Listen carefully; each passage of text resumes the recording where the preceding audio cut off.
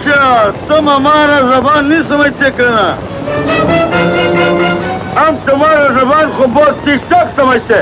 हमारा नाम मुरम्मत कर। अस्सलाम वालेकुम, मैं तारक सानी ते सुल्तान रही इकबाल हसन इन्हां दी बड़ी जबरदस्त फिल्म लैके तुहाडी खिदमत विच हाज़र हो रहे हैं ते उस फिल्म का नाम है खान वीर।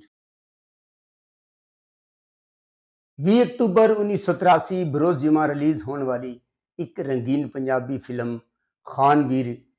इस फिल्म नूं पिंकी फिल्म ने रिलीज़ किया सी ते इस फिल्म का टाइटल रोल अदाकार सुल्तान रही ने अदा किया है।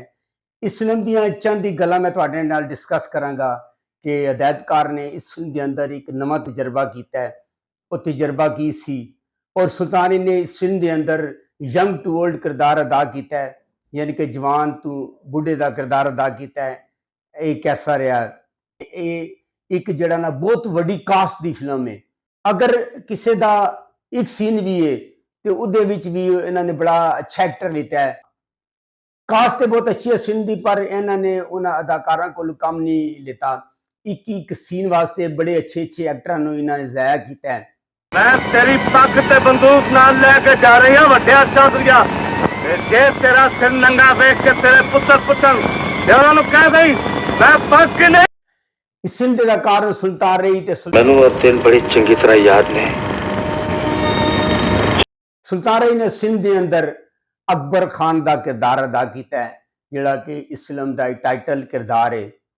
अंजुमन बंद अखां नाल जिहड़ा मैं ख्वाब वेखिया है। अंजुमन ने इस फिल्म के अंदर लाटो का किरदार अदा किया है और हर फिल्म की तरह अंजुमन के एक दो गाने को खास कम नहीं है। इकबाल हसन और मेरा भार घोड़ी देवे ते पट्ठियां दा भार मेरे सिर। इकबाल हसन ने इस फिल्म के अंदर मैन हीरो का किरदार अदा किया है और उसका नाम शेरू होंदा है। और शेरू जिहड़ा होंदा है एक मेहनती और भोला भाला शख्स होंदा है। शायद अदालत इस नतीजे ते पहुंची है कि मुलजिम बदरुद्दीन नूं शायद ने इस फिल्म के अंदर परवेज का किरदार अदा किया है और परवेज जिहड़ा होंदा है वो एक पढ़े लिखे इंसान होंदा है और जज बन के वो पिंड विच अपने इलाके च वापस आंदा है। नाज़ली जड़ियां इस करते वेले च इज्जत ते गैरत लई खतरा। नाज़ली ने इस फिल्म के अंदर इकबाल हसन की भैन का किरदार अदा किया है ते नाज़ली का नाम इस फिल्म दी राणो होंदा है। दुर्दाना रहमान ते फिर इस नेक काम च देर करदी है डैडी। दुर्दाना रहमान इस फिल्म के अंदर सीमी का किरदार अदा किया है और दुर्दाना ते शायद दा पेयर बढ़ाया गया वे।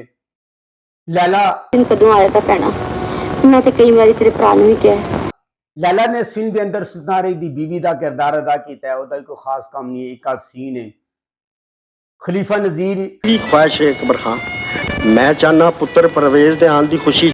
खलीफा नजीर ने इस फिल्म के अंदर एक सेठ का किरदार अदा किया है और सेठ जिहड़ा होंदा है और दुर्दाना रहमान का प्यो होंदा है।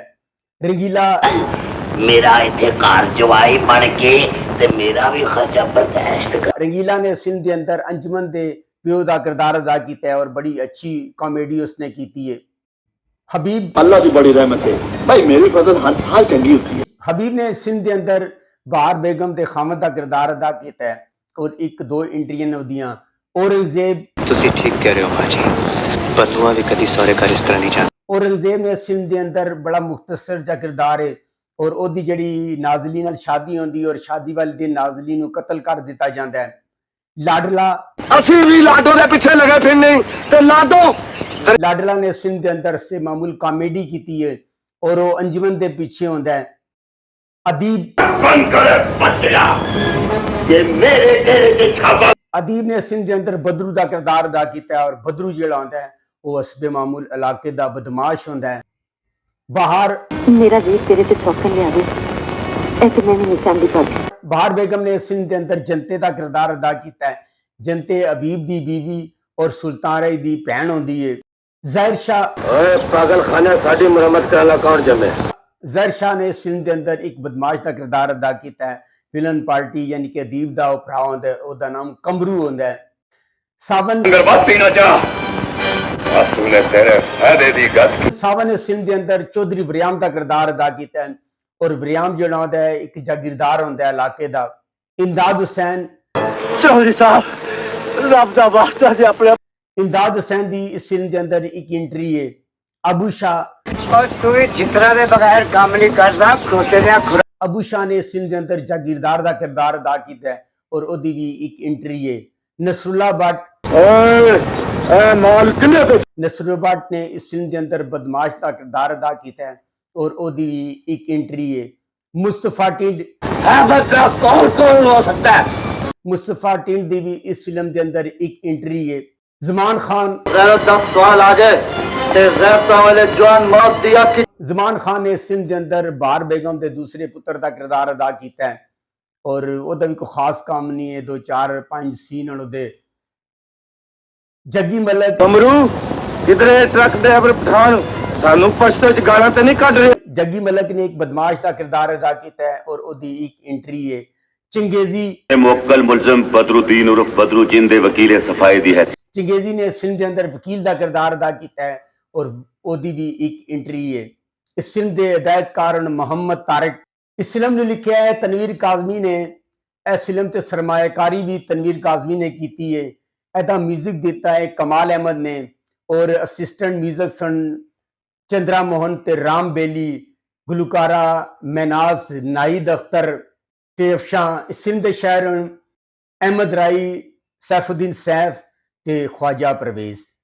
और जैसे कि मैं तुहानू पहले दस्या है कि एक बड़ी कास्ट की फिल्म सी और बहुत सारे एक्टरों इस फिल्म के अंदर ज़ाया किया गया और बहार बेगम ने इस फिल्म के अंदर सुल्तान राय की भैन का किरदार अदा किया है और हदायतकार ने जिहड़ा नवा तजर्बा किया है उन्हें सुल्तान राय के मुकाबले च अंजुमन हीरवन नहीं है बल्कि अंजुमन का जिहड़ा पेयर है वो इकबाल हसन के नाल रखा गया। इकबाल हसन ते अंजुमन आपस में एक दूजे नाल प्यार करते हैं और एक क्यामे पाकिस्तान तो पहले की कहानी है।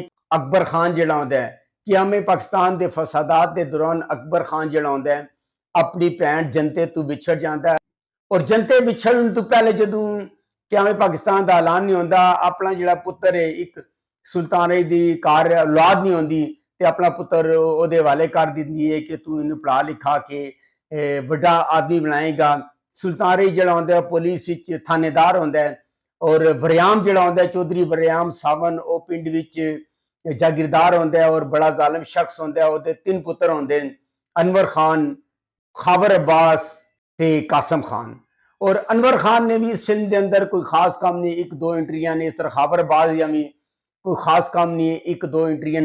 और जिहड़ा नवा सी कासम खान ओहदा अलबत्ता थोड़ा बहुत काम है पर बाकी किसी का काम नहीं है। और यह फिल्म जिहड़ा ना कोई अच्छा तासर नहीं छोड़ सकी, कोई खास बिजनेस नहीं कर सकी। अगर तुहानू मेरी मालूमात अच्छी लगी हो मेरे चैनल को लाइक करो, सब्सक्राइब करो ते शेयर करो ते नेक्स्ट वीडियो तक रब राखा।